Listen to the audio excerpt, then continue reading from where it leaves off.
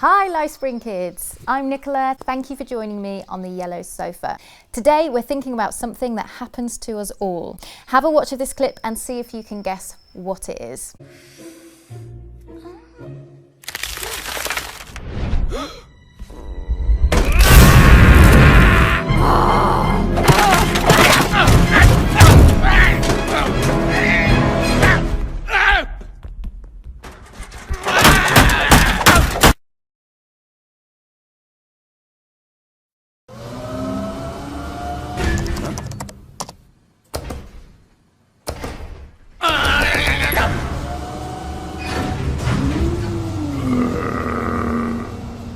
Did you guess?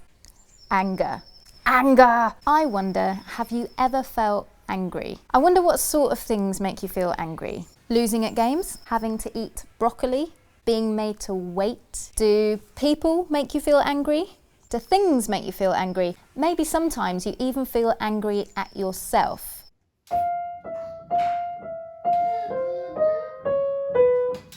7, 8, 9.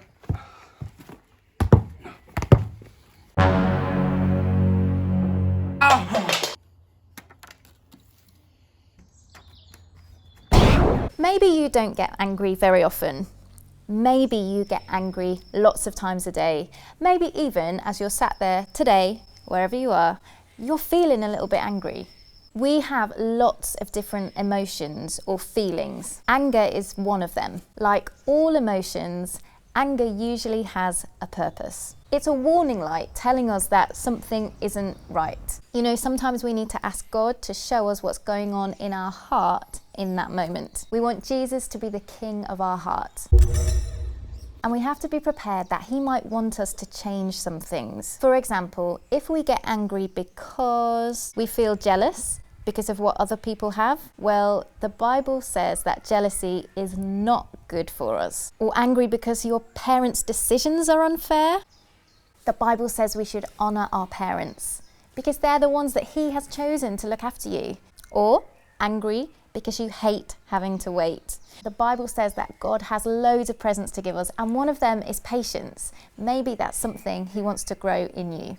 So here's a really important question. What do we do when we're angry? Sometimes I run away when I'm angry. Sometimes I throw my toys when I'm angry. Sometimes I cry when I'm angry. Sometimes I shout when I'm angry. Sometimes I stomp my feet when I'm angry. I know I've done all of those things when I felt angry. Usually it ends with me having to say sorry to God and someone else as well. But here's something helpful to try next time you feel angry. Pause. Breathe. Pray. Pause. Breathe, pray. Pause, breathe, pray. Pause, breathe, pray. Ask God to help you keep your cool. The book of James in the Bible gives some brilliant advice. It says, be quick to listen, slow to speak, and slow to anger. Quick, slow, slow. Quick, slow, slow. Quick, slow, slow. Listen firstly to yourself. Are you tired? Are you hungry? Maybe they're the things that are making you feel that way. Then listen to others. Find out the whole story. You may have misunderstood what's actually going on around you. Be slow to speak.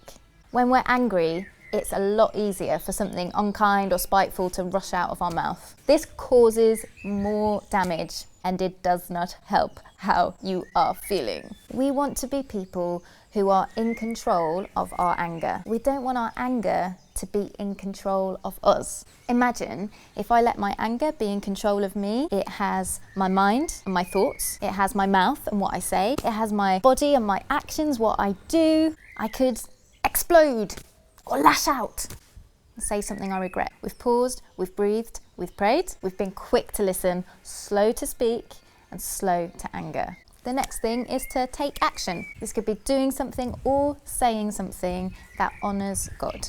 Guys, this could mean saying sorry, or it could mean telling someone that what they did or didn't do really upset you. Family focus. God chose the family you would have from the beginning of time. and he's pretty pleased with his choice. So it's really important that we keep our families healthy, and talking about anger is one way we can do that. I wonder what you want when you're angry. Do you want a moment's space? A cuddle? A chat? Do you want to do an angry dance? Do you?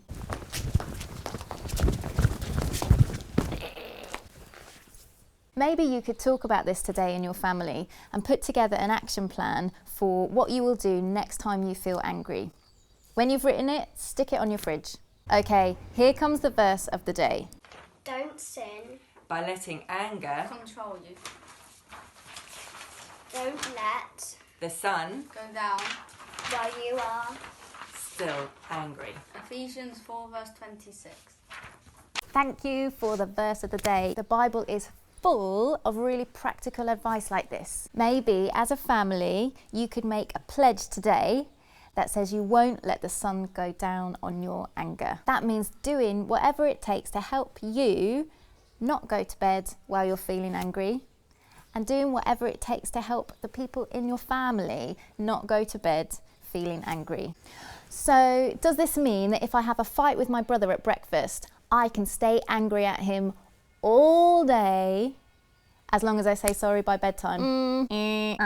Well, Jesus wants us to handle these emotions really well. What the Bible is saying is not to let things fester. Deal with things well and quickly whenever you can. Do all that in a way that honours God. Don't let it bubble up inside. I'll show you what I mean.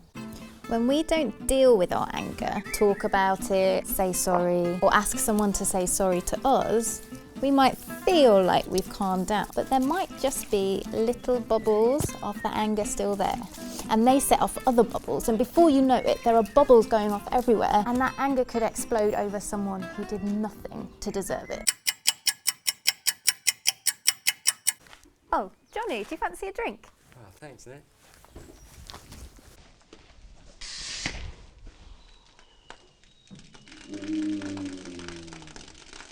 And don't sin by letting anger control you. Don't let the sun go down while you're still angry.